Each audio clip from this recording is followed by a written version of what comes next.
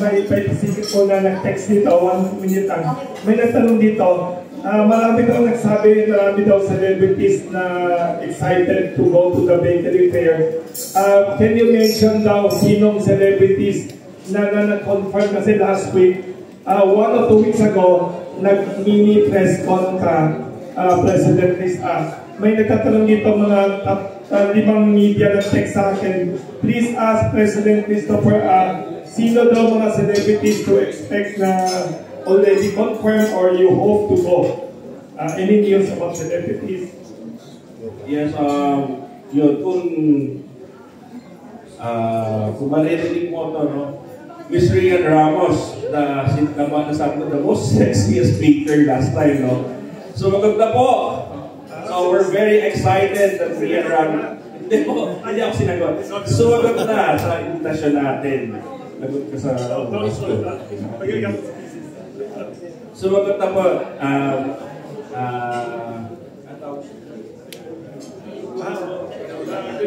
pinakuntakan ang ating imbitasyon.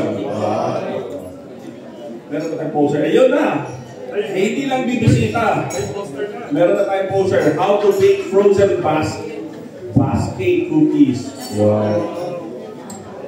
Yan. We forgot to acknowledge yung boss ni President Christopher Miss Lily Rose Anandon. With the permission yan, with the permission kasi trust ng President Rian. Maganda ako makawin dito. Meron pa po, sir. Mark,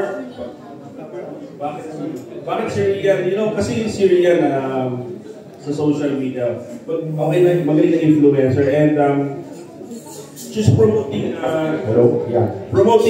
eating and living healthy lifestyle, diba?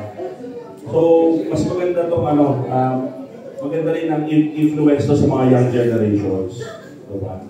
So, another friend who confirmed, no, si Marvin Agustin, diba? We know Marvin Agustin, magaling magluto, magaling mag-bake, and pinaunlakan din yung invitation natin to visit our bakery fair, and nagsabi siya na dadalhin niya po ang kanyang team. And to add on, yung mga nabanggit natin yung mga celebrities or last time for invitation, napadala na natin ang invitation.